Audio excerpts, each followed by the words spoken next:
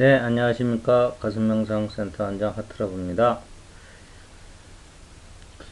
우리가 예를 들어서 아공을 중독한다 그러면,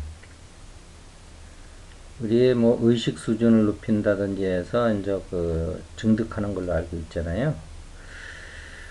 뭐 그럴 수도 있는데, 근데 사실은 우리 안에 이미 다 갖춰져 있고, 어, 인간은 소우주다 그러면, 이미 그것이 우리 안에 들어와 있다는 메시지거든요. 그래서 이 가슴이 참으로 놀라운 것은 기존의 가슴이 열리기 전까지는 모든 것이 이렇게 노력에 의해서 우리가 어떤 의식 상승이 이루어짐으로 해서 그 실체가 이제 드러나는 이런 방법을 했기 때문에 그 의식을 높인다는 게 그게 말처럼 그렇게 쉬운 일은 아니거든요. 이제 수많은 이제 수행자들이 이제 이렇게 이제 어려움을 겪고 노력하는 거에 비해서 그 결과는 많은 사람들이 시작은 하지만 그 열매를 얻는 사람들은 극히 이제 소수였다. 이제 이런 거거든요. 이제 우리 가슴명상 이전의 수행이라고 하는 것이. 근데 우리 가슴 안에 즉 아공, 내가 공하다는 나라는 것은 실제 있지 않다는 이러한 자리가 있거든요. 위치는 이제 고유의 자리 그 위에 있는데요. 어떻게 보면 뭐 이제 고유가 이제 공으로 들어가는 그런 입구인데, 그 위치도 보면 제가 볼 때는 적당한 것 같아요. 그래서 거기에 들어서면 일체 내가 없음이 그냥 확연하게 드러나요. 뭐 이렇게 인위적인 노력할 것도 없이요. 그래서 요 전에 제가 이제 수행에는 수행자 입장에서 보면 크게 두 가지 종류로 나눠지는데, 하나는 의식을 상승시켜서 수행 목적을 달성하는 수행 방법이 있고, 또 하나는 단지 특정한 위치에다가 우리 의식을 둠으로써 그 자리에 높은 공명수와 합일됨으로 해서 그 수행이 달성되는 이러한 그 수행법이 있다. 오로지 수행은 크게 보면 수행자가 행하는 행법에서 보면 두 가지 분야 없는 것이다. 있는 거 그대로 찾아 쓰는 가슴 명상에서 이제 하는 방법이죠. 이거와 머리에서 이원성으로부터 출발해서 우리가 원하는 그 의식 상승을 이뤄내서 그래서 그 증득을 하는 이런 두 가지 방법이 있다. 이제 선천에는 이제 그렇게 했는데 후천에는 아무래도 이제 이 가슴 쪽으로 이제 인류의식이 내려오니까요. 누구나 이제 다 증득이 되겠죠. 그래서 이제 모든 종교가 하는 말이 이제 선천이 끝나면 모든 사람이 다 이렇게 증득을 도를 얻어서 다 성인군자가 되는 그런 세상이 된다는 게 그 이상 세계에서 얘기를 하잖아요. 근데 그것이 기존처럼 그렇게 노력을 해서 하는 거라면 뭐 누가 그렇게 많은 모든 중생이 다 도를 깨닫는 그러한 세계가 어떻게 되겠어요? 단지 있는 자리를 드러내는 방법으로 해서 할 때 그것이 가능한 얘기잖아요. 상식적으로 생각을 해봐도. 자, 그래서 이러한 아공도 이제는 그 영적 가슴에 들어가서 사랑의 방이 아닌 그 뒤쪽에 있는 고유의 방, 그 위에 바로 그 아공의 방에서 이제 증득을 하게 이제 됐다. 제가 이제 불교 공부를 안 한 사람 같으면 아마 이 자리를 못 찾아냈을 거예요. 근데 저는 방으로 하기 이전에 이제 그 일반적인 수행법을 통해서 이제 아공을 중득을 먼저 이제 이룬 상태였는데 그와 똑같은 자리가 있어서 제가 이제 이제 발견을 한 거거든요.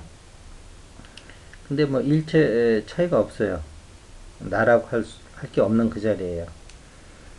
그 다음에 또 이제 그 불교의 수행 목적이 이제 대자유인이 되는 거잖아요. 대자유인은 뭐예요? 크게 걸림이 없는 그 자리를 이제 증득을 해야 되거든요. 걸림이 있는데 어떻게 대자유인이 되겠어요? 그런 말과 이제 뭐 그물에 걸리지 않는 바람이 된다든지 법구경에서 뭐 이런 얘기가 이제 그 얘기거든요. 그래서 이 자리에 가면은 걸림이 하나도 없어요. 왜냐하면 아상이 없기 때문에, 아곤이기 때문에. 모든 걸리는 건 아곤이 있을 때 걸리는 거거든요. 아상이 없으면 걸림이 하나도 없어요. 아상이 인상, 중생상, 수자상, 응? 그래서 네 가지 상이 일체 없기 때문에 이 자리에 들어가면 그냥 텅 비어 있는 자리예요. 그래서 걸림이 하나도 없어요. 그냥 그 자리만 들어가면 너무 좋죠. 다 걸려 넘어지는 거거든요. 이게 정도 차이는 있지만. 그래서, 그래서, 이러한 그 자리를 찾아내서 바로 그냥 자기 찾는 순간 자기가 되는 거예요. 뭐 수행하고 어떻게 할 것도 없어요. 그냥 그 자리 들어가면, 걸림이 없다는 걸 알게 되고요. 그다음 나라는 건 없고, 이렇게 되는 거죠. 그래서 사실은 이게 이렇게 이제 조용히 얘기가 되고 있지만 사실은 인류 정신사적으로 보면 이게 혁명적인 얘기라는 걸 여러분들이 아셔야 돼요. 그렇잖아요. 아공이라는 게 얼마나 힘든 겁니까? 불교의 수행의 사실 근본은 아공이거든요. 근데 이게 대승불교하고 소승불교는 좀 수행에 좀 차이가 있어요. 물론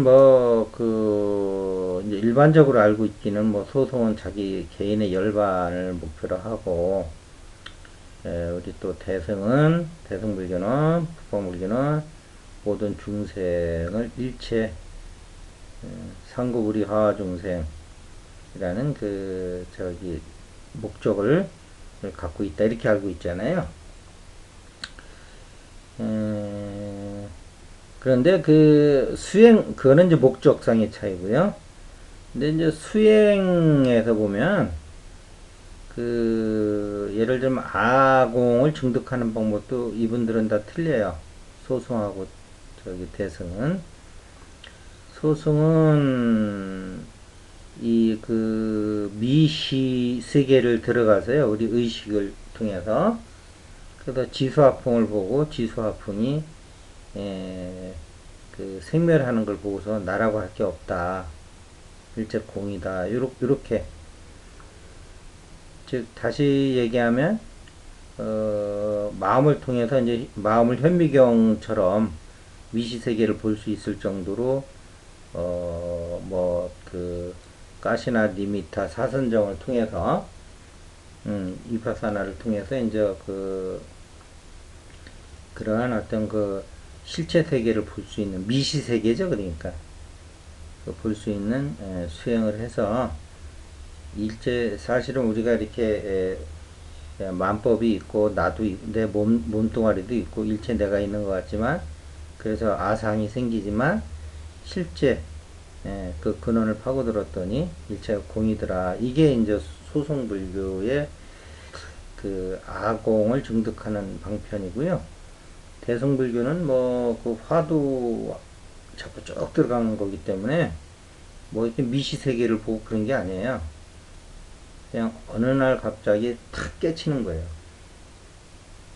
음.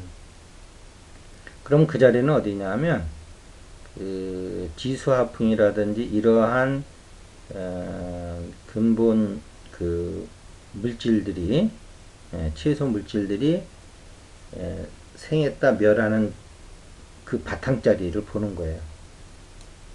그러니까 대승불교는 굳이 뭐 4대 원소를 봤다 안 봤다 이렇게 논하진 않아요. 지수화풍을 보고 땅의 견고함과 부드러움을 보고 뭐 물의 흐름과 그 다음에 이제 또 미는 것을 보고 결집을 보고 뭐 불의 뜨거움과 차가움 이러한 그, 그 극미 세계의 물질 성질들을 보는 게 아니고요. 그것들이 인연에 따라서 생하고 멸하는 그 바탕자리를 봐버리는 거예요. 그게 대승불교예요. 그렇기 때문에 그 대승불교 얘기를 들으면 화끈한 건 있는데 그거 어떻게 하라는 건지 이게 뜬구름 잡는 식의 얘기 될 수가 있어요. 소송불교 공부하신 분들이 보면. 근데 또 대승불교 공부하신 분들이 보면 소송불교 보면 되게 깝깝해요. 한 방에 뚫는 걸 가지고 뭐 아주 그렇게 그 체계를 가지고서 하나하나를 다 조목조목 살펴가면서 이제 그 수행을 해나가면서 모든 것이 그 생멸하고 영원한 것은 없다. 그래서 이제 무상고 무아를 이제 증득을 해서 이제 그 이제 도를 얻는 건데 이게 그 대승불교 소승불교는 그 기본적으로 어떤 가풍이 너무 다르죠. 너무 달라요. 자, 그래서 이제 가슴에서는 이제 약간 이제 대승불교 쪽이죠. 그러니까 우리의 사선정을 통해서 뭐 니미터 가시나를 통해서 극미세계는 안 보지만 어차피 그걸 봤을 때 드러나는 그 세계를 그냥 바로 침견해 버리는 거거든요. 바로 몸을 증득해 버리는 거거든요. 걸림이 없는 거예요, 그냥. 그 극미세계를 딱 봤을 때 그 결론은 뭐냐? 걸림이 없는 거 아니냐? 그러면 걸림이 없는 거를 꼭 그렇게 들어가야 되는 거냐? 이렇게 해도 걸림이 없더라. 단박에 깨우치는 걸 쪽으로 이제 가는 거거든요. 이제 인도 사람들이 체계적이고 논리적으로 이제 접근한다고 그러면, 이 북방 쪽은 그래서 니네들이 얻고자 하는 게 일체 걸림이 없는 그 자리 아니냐. 근데 그 자리를 꼭 그렇게 갈 필요가 있냐? 우리는 그냥 하도 한 방에 그냥 간다. 이런 게 있어요. 그래서 양쪽 수행법도 이제 너무 다르고요. 그 다음에 뭐 예를 들면 먼저 각자 성격에 따라 차근차근 하시는 걸 좋아하시는 분은 그쪽으로 하는 거고, 한 방을 좋아하시는 분은 이제 북방불교 쪽으로 하시는 거고, 이제 이런 건데, 어쨌든 북방불교는 이제 그 결론을 알고 그것을 그렇게 꼭, 그 어떤 연여법과 같은 거죠. 그 소승불교는 진화법과 같은 거고요. 자, 그래서 어쨌든 우리 가슴에서 이렇게 그 아공의 방에서 이 여러분들이 쉽게 아공을 증득할 수 있다는 것은 어떤 불교 2500년사에서 사실 혁명적인 거죠. 그리고 이게 제가 또 불교를 전혀 모르는 사람이 이런 얘기하면 또 뭐 아닌 어서 또 이상한 그런 얘기를 하고 있는 거 아닌가 하고 하실 수도 있겠지만 이미 여기 와서 뭐 많은 스님들도 계셨고요. 그 공부를 많이 하신 불교 그 정통하신 그 수행자들도 계셨는데 여기 오셔가지고 아공 복공을 이제 다 체험하고 가셨단 말이에요. 그래서 그런 불교적인 방편으로 증득한 거나 다를 바가 없어요. 그 아공의 방에서 그 증득하는 것이.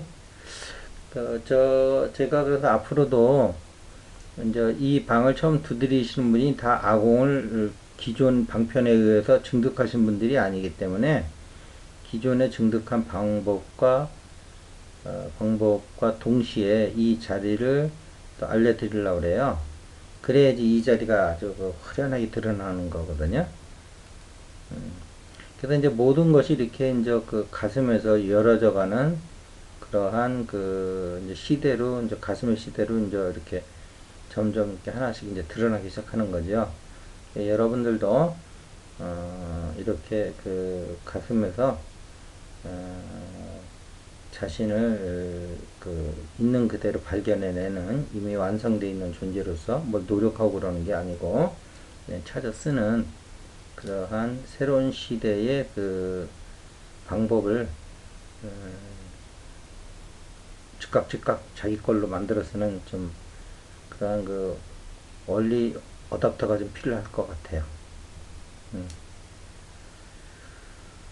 에, 다시 한번 얘기하지만 그 아공의 방이 있다는 거는 불교 2500, 600년사의 사실은 획기적인 방법이고요. 지금도 그 이러한 수행을 하려면 출가해서 엄청나게 많은 팔만대천개 어떤 교리와 또 다음에 또 수행을 통해서 이루어지는 걸로 알고 있잖아요.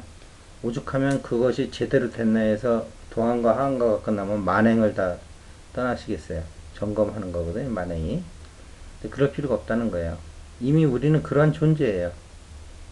머리에서는 그것이 만들어져야 되는 거지만 가슴에서는 이미 만들어져 있는 이미 그러한 존재들이라고요. 우리는 이미 완성되어 있는 존재들이라고요.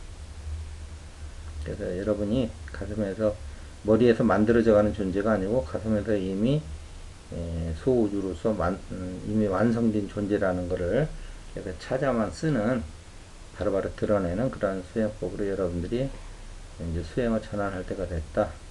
이렇게 선언을 하면서 오늘 말씀을 마치도록 하겠습니다. 감사합니다.